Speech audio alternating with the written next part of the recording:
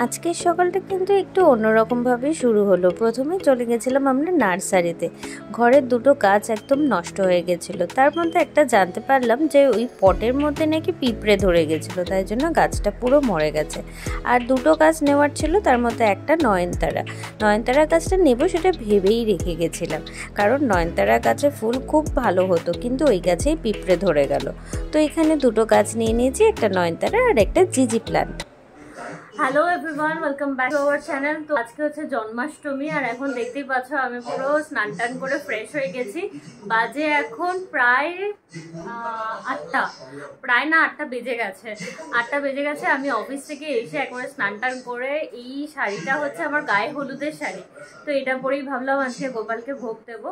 ওই জন্য এসে ফ্রেশ হয়ে গেছি। এরপর গোপালকে হালুয়া, ফ্রাইড রাইস আর একটু পনির করে দেবো। আর সকালে শুভ দিয়েছে, তোমাদেরকে একবার দেখাই। শুভ গোপালকে নতুন জামা কাপড় পরিয়েছে। এই যে এখানে আমার গোপু নতুন ড্রেস, এটা আমরা কিনেছিলাম মায়াপুর থেকে। নতুন চুল, এই সব পরিয়েছে। আর এখানে তালের বড়া, এগুলো সব আউটসোর্স করা, মালপোয়া, নাড়ু সব দিয়েছে। তো এখন মেয়েকেও নতুন ড্রেস পরিয়ে দিয়েছি। আর এখন আমি রান্না জোগাড় করবো, কি হচ্ছে, কিরকম কি হচ্ছে সবকিছু তোমাদের সাথে শেয়ার করব। তো তোমরা পুরো ব্লগটা দেখতে থাকো, স্কিপ না করে। বলে এরকম কেজি এরকম চাল এনেছে, তো এটা এখন ওয়াশ করে নিচ্ছি। এটা দিয়ে ফ্রাইড রাইস হবে। ফার্স্টেই আমি বানিয়ে নিলাম এখানে সুজির হালুয়া, আর অল্প করেই হালুয়া বানিয়েছি গোপালের জন্য। আমার সুজির হালুয়া বানানো হয়েছে, আর এখানে এখন পনিরটা কাট করে নিয়েছি, চিলি পনির বানাবো। আগে এটাকে একটু ফ্রাই করে নেব বাটারে, তারপর এটার সাথে চিলি পনির হবে। আর এখানে আমার ভাতও হয়ে গেছে, ভাতটাও হয়ে গেছে। তো ফার্স্টেই এখানে ক্যাপসিকাম আর অনিয়নটাকে ফ্রাই করে নিলাম, এরপরে পনিরটাকে অ্যাড করব। এখানে আমার হয়ে গেছে চিলি পনির, এবার ফ্রাইড রাইসটা করলেই হয়ে যাবে। এখন আমি এখানে ফ্রাইড রাইসের জন্য সব প্রিপারেশন করছি। এখানে দেখো ছোট ছোট করে গাজর, পেঁয়াজ, কাজু আর বিনসটাকে কাট করে নিয়েছিলাম, আর অল্প করে একটু ক্যাপসিকামও ছিল। তো সব কিছু ফ্রাই করে এখানে এবার রাইসটা মিশিয়ে দিলেই হয়ে যাবে গোপালের খাবার। আমার রাইস করাও ডান, এবার গোপালকে শুধু সাজিয়ে দেব।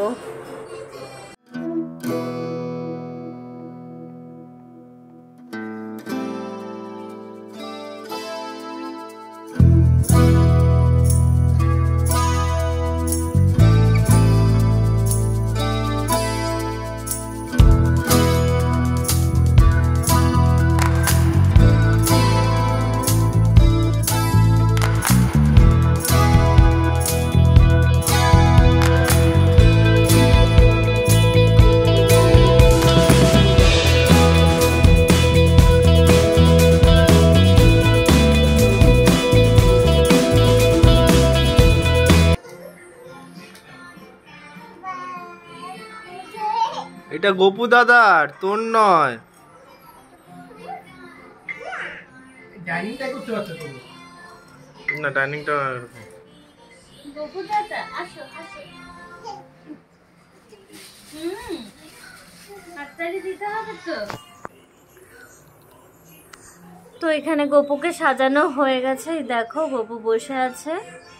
আর এখানে ফ্রাইড রাইস, এখানে দিয়েছি একটু চিলি পনির, এখানে সকালে মিষ্টি প্রসাদটা, এখানে হালুয়া আর chips, Cadbury and Frooti. Overall গোপালের লুকস এরকম।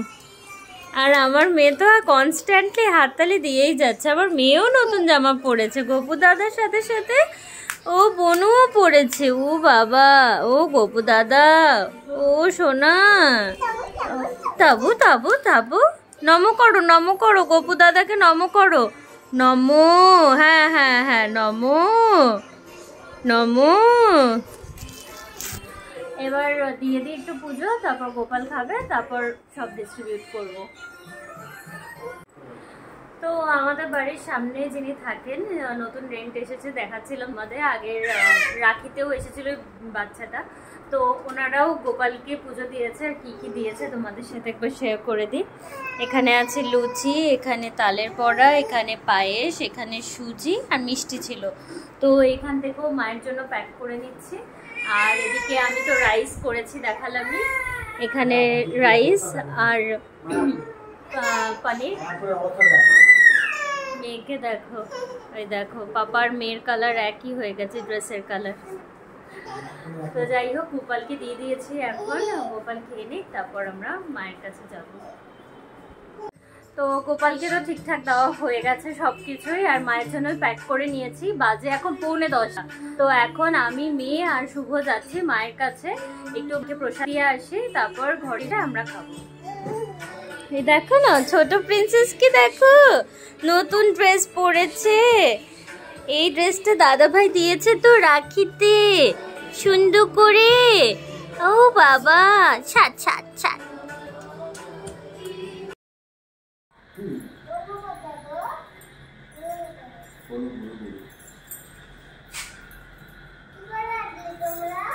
বাইকে করে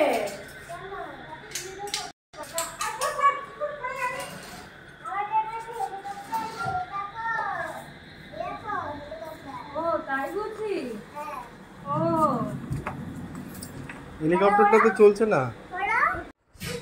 তো মাকে প্রসাদ বাজে এখন 10:05, আর এরপরে আমরা খাবো আর একেও খাওয়াবো। এর খাবারটা করে মায়ের কাছ থেকে নিয়েই এসেছি। এই যে, এই সোনাটা, আমার সোনা মেয়েটা কই গো, সোনা মেয়েটা কই। তো জন্মাষ্টমীর ব্লগটা খুব ছোটই হয়ে গেল, তবু কেমন হয়েছে তোমরা বলো। আর ভিডিওটা ভালো লেগে থাকলে অবশ্যই করে লাইক করো, শেয়ার করো অ্যান্ড সাবস্ক্রাইব করো চ্যানেলটাকে। টাটা।